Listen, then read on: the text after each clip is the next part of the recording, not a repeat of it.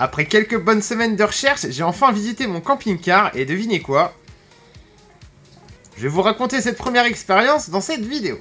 Alors je vous rappelle que mes critères de recherche sont pas très compliqués, j'ai un budget de 8500 € maximum, je recherche un camping-car entre les années 95-96 jusqu'aux années 2000, après c'est bien trop cher. Je cherche aussi quelque chose qui n'a pas plus de environ 150 000 km, avec une capucine pour avoir un maximum d'espace pour pouvoir faire le Sadako Tour et tout simplement avoir un max de place pour placer tous mes équipements pour pouvoir faire les lives quand je serai en tournée vers chez vous. Et eh bien j'ai vu une annonce super sympa, un Fiat Ducato de 2,5 litres TDI de 1998. La cellule c'était un CI Caravans International Misard 150 sur le papier, tout était plutôt sympa, les photos étaient plutôt jolies. 8500 €, il y avait juste un petit choc à l'arrière sur le pare-choc, bon à la limite ça peut se réparer, c'est vraiment pas un drame. Et son prix était à 8500 €. Donc eh bien j'ai pris contact avec la personne, j'ai réussi à enfin obtenir un rendez-vous pour une visite parce que c'est vrai que depuis que j'en cherche, j'ai envoyé pas mal de messages, mais à chaque fois j'arrivais un petit peu trop tard, ça s'arrache comme des petits pains. Je tourne cette vidéo début août. Et l'été, eh bien, les camping-cars se déchirent pour pouvoir tout simplement partir en vacances. Donc c'est vrai que c'est pas la meilleure des périodes, mais je cherche quand même, on ne sait jamais.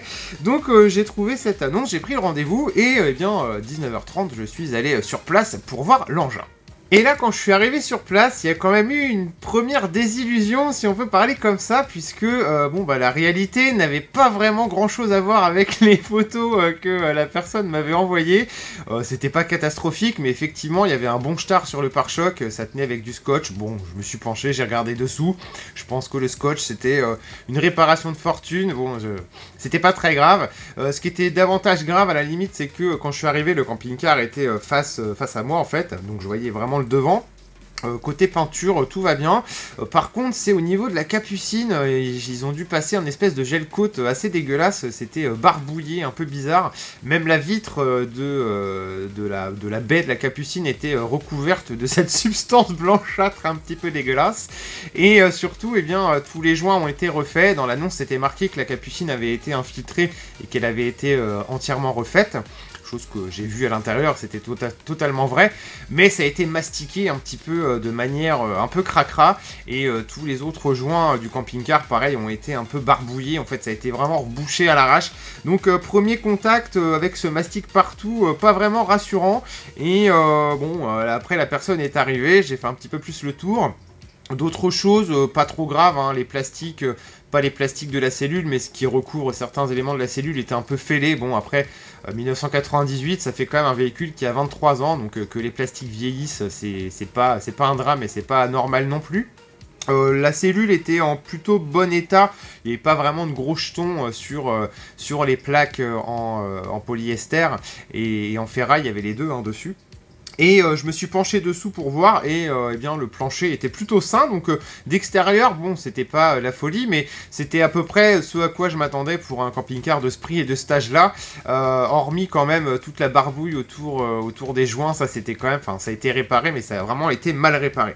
Donc plutôt positif de ce côté-là. Par contre, avant de monter dans l'intérieur, donc dans l'annonce c'était aussi marqué qu'il fallait refaire la courroie de distribution, donc je m'étais dit eh bien qu'elle n'avait été faite qu'il y a quelques dizaines de milliers de kilomètres et qu'elle n'avait peut-être pas plus de 5 ou 6 ans, parce que ça change tous les 5 ans une courroie de distribution.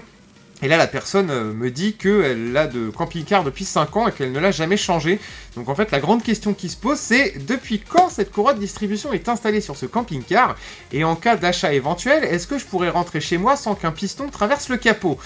Cette question est restée malheureusement sans réponse. Donc bon, c'est quand même pas très rassurant de vendre un véhicule qui a une courroie de distribution qui peut claquer à n'importe quel moment. Mais on n'a pas ouvert le capot, je vous raconterai dans quelques instants pourquoi. Et là on est rentré à l'intérieur et bah là comme on dit, et là c'est le drame pour plusieurs choses. Alors déjà j'ai regardé directement eh bien, les jointures, hein, le toit dans les placards, et c'était tout spongieux. Alors effectivement les propriétaires, enfin la propriétaire actuelle a plutôt bien fait son travail de protection contre les infiltrations, puisqu'il n'y avait pas d'eau à l'intérieur. Vous savez, l'été 2021 est quand même particulièrement pourri au niveau météo, et quand j'y suis allé, il venait de tomber des cordes, donc s'il y avait eu des infiltrations et vraiment des pénétrations d'eau, on l'aurait vu tout de suite. Mais par contre, le toit était littéralement, enfin est littéralement ruiné par d'anciennes infiltrations, c'est-à-dire que tout le vinyle qui recouvre le toit est craquelé, il y a des boursouflures, quand on appuie dessus, ça fait frou frou frou. Donc c'est pas mouillé, hein, c'est sec, mais c'est du bois qui a pourri et qui a séché. Donc on voit vraiment qu'il y a de gros dénivelés sur le toit. Donc là je me suis dit oula, non, bah c'est mort. Désillusion directe en arrivant. Bon, j'ai quand même profiter de cette première visite parce que c'est vraiment la première visite de camping-car que je faisais. Donc j'en ai profité bien pour tout regarder et le reste était plutôt propre, hein. C'est vrai que la personne a bien entretenu, effectivement la capucine ne fuyait pas et les plaques de bois ont été bien refaites, mais tout le toit a vraiment pris et les dégâts sont irréversibles et je pense que pour bien faire les choses, il faudrait véritablement enlever au moins les placards et refaire tout le toit. Donc là c'est des travaux qui sont quand même très très longs à défaut d'être très très compliqués. Donc moi j'ai pas vraiment forcément envie de me lancer là-dedans, surtout pas pour un camping-car qui coûte 8500 €. Donc j'ai été très franc avec la personne, je lui ai dit ouais c'est propre, ok vous en êtes bien occupé, mais les dégâts malheureusement ont déjà été faits. Et je lui ai dit très honnêtement, il vaut pas 8500 €, vous le vendrez jamais à ce prix-là. Spoiler, ça a changé depuis, je vous raconterai aussi tout à l'heure. Donc vraiment l'intérieur, il y avait ça, le panneau de contrôle était très fatigué avec des boutons qui ne tenaient plus. Bon ça à la limite ça peut se réparer. La chose aussi qui m'a déplu très fortement, c'est la salle de bain. C'est un WC avec la douche juste devant avec un rideau de douche. C'était très très très petit. La salle de bain a bien mangé aussi, elle a très très vieilli, les plastiques ont très mal vieilli. Et bon, visiblement il n'y a pas de fuite puisque dessous c'est pas pourri, mais voilà, en démontant on pourrait avoir éventuellement des surprises. Donc ça faisait un pare-choc à refaire. À ce moment là de la visite je me disais ok, donc t'as un pare-choc à refaire, t'as tout le toit à refaire. Il y a des caches plastiques manquants à l'extérieur et fissurées. La cour à distrib, on ne sait pas où ça en est. Donc ça faisait vraiment le panneau de contrôle aussi à refaire. Il y avait un panneau solaire et une batterie, mais pareil, la batterie, impossible de savoir de quand elle datait. Donc ça faisait vraiment beaucoup de petites merdes qui formaient un gros tas de bouse en fait à démêler. Et voilà, pour 8500 €. Donc je me suis aperçu que bien c'était beaucoup plus petit qu'en photo. Puisque je n'avais pas les dimensions exactes. Alors visiblement ce modèle fait à peu près 6 mètres, 6 mètres, 6 mètres 15.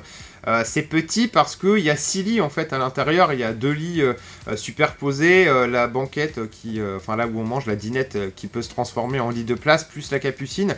Donc ça fait beaucoup de couchage dans un petit espace finalement, et l'espace a été pris au détriment de la place de la salle de bain. Donc ouais, l'agencement des meubles me plaisait pas trop et j'arrivais vraiment pas à me projeter en fait avec tout le matériel que je dois mettre pour travailler, faire les lives et tout à l'intérieur du camping-car. Donc j'ai même pas eu besoin en fait de faire un tour avec et de demander à la personne de le démarrer ou quoi que ce soit. J'ai pas pu non plus tester l'installation électrique puisque le camping-car n'était pas stationné chez la personne. Donc on n'avait pas accès à une prise 220 volts. Donc a priori tout marchait, mais a priori hein, on n'est jamais à l'abri de quelques pannes. Et puis surtout la réaction contre les infiltrations a été trop tardive. Le propriétaire précédent aurait dû faire des choses beaucoup plus sérieuses avant que tout le toit ne mange. Les murs étaient sains, le plancher était sain, donc c'est quelque chose qui se répare. Et alors pour l'anecdote, au tout départ, hein, j'ai retrouvé l'annonce qui était aussi sur Facebook Marketplace. Donc apparemment, enfin c'est pas apparemment, il était à vendre 9500 € il y a 2-3 semaines. Moi je l'ai visité quand il était à 8500 et tout ce que j'ai dit très gentiment à la dame, qui était d'ailleurs très charmante et très honnête, eh bien, je lui ai dit, comme je lui avais dit qu'elle le vendrait jamais à ce prix-là, elle l'a rebaissé, il est à 7500 € et elle a mis que le plafond avait subi des dégâts précédents. Donc je trouve que c'est plutôt honnête puisqu'elle n'était pas du tout de la partie, donc elle n'était pas très renseignée. Et j'ai vu son visage se décomposer d'ailleurs quand je lui disais ah oui mais là madame le toit là c'est des très très gros travaux, hein. Je lui ai dit à 4000 € pourquoi pas, mais pas à 8500 quoi. Et donc j'étais en train de me dire en voyant l'annonce, je suis retombé dessus par hasard en cherchant un autre. À 6000 €, est-ce que je réfléchis, est-ce que je réfléchis pas? Bon, rattraper le toit, le mastic, c'est quand même beaucoup de travaux. Donc j'en sais rien, on verra peut-être dans 3 semaines, s'il est toujours à vendre, je ferai peut-être une offre à 5 ou 6 000 balles, on verra bien, mais bon, ça serait quand même mieux d'en trouver un autre. Donc c'est dommage, mais il y a quand même des points positifs à retenir de cette première visite. Eh bien, c'est comme je vous ai dit, je me suis vraiment rendu compte de la taille en vrai, parce que c'est vrai qu'en photo, il suffit de mettre l'appareil photo en grand angle.